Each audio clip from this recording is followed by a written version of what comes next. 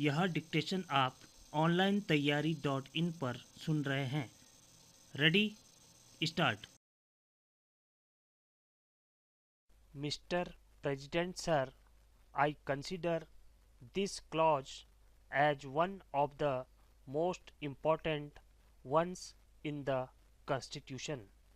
We have modelled our Constitution on the British model, and in that model there is the king, and in ours we have put our president in his place. The king in the constitution has almost no functions.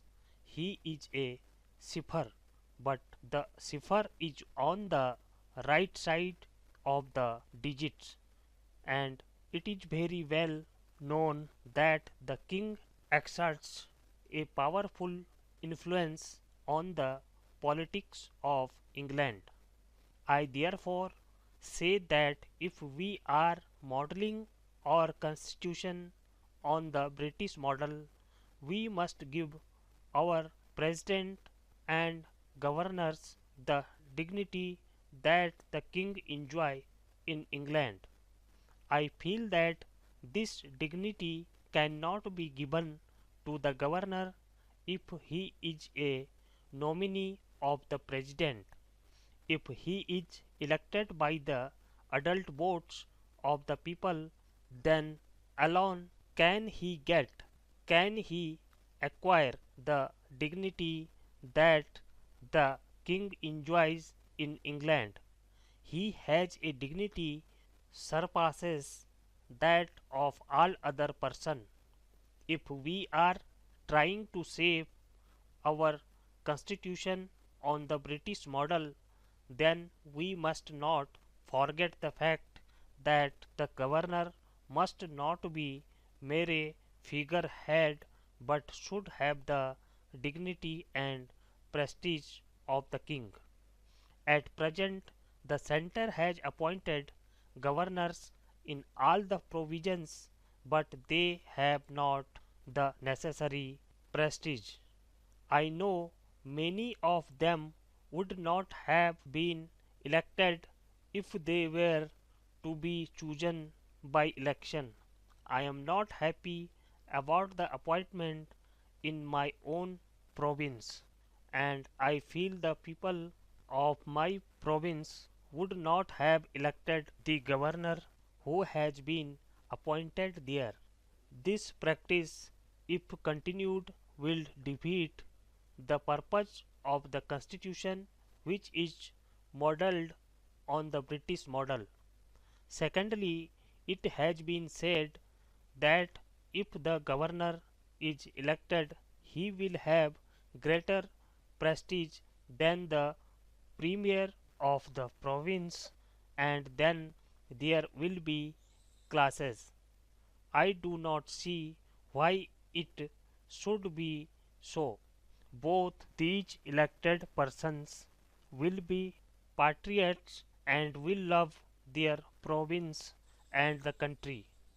They will try to show when they work that they can work in the interest of the province.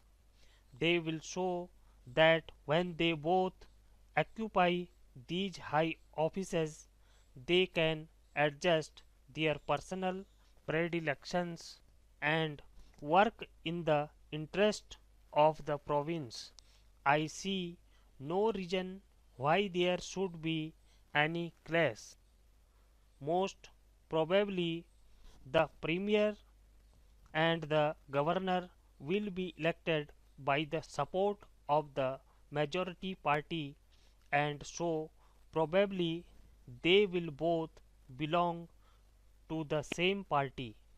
Even if they are not of the same party, as will happen only when parties are very evenly balanced, and if one party gives the premier and the other the governor, then both the parties will have to cooperate, and this will ensure cooperation of all the voters, and so the province as a whole will have the benefits of the cooperation of both sections of the house. So no class need be apprehended. These great men whom the people of the whole province will elect will be wise enough to devote all their abilities to the good of the province. They will never quarrel, and they will see that all quarrels are subordinated to the interests of the province. Then it has been said that there need be no fear that the center will have too much power.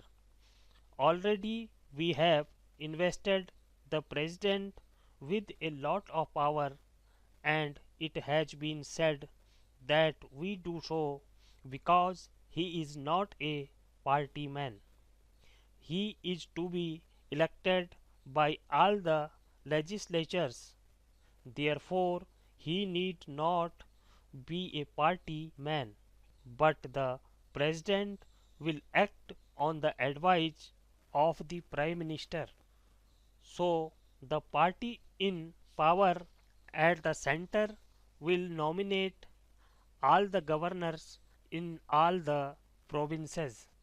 It will also nominate all the judges of the Supreme Court and other big officials. That is not a good thing. I cannot subscribe to the view that a single person should have the power to nominate all these high officers.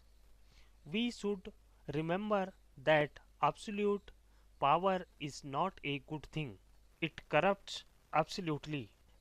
If we clothe the one single person, the Prime Minister, however good the may be, with all these powers, and all might not have the caliber of the present Prime Minister, and there might be some Prime Ministers who might misuse this power, it will be dangerous, and it is not proper to give the President acting on the advice of the Prime Minister the power to nominate the governors. We are also providing that the governor will have the power to take over the affairs of his province in the event of an emergency. This he cannot do unless he enjoys the confidence of the people of the province. Stop.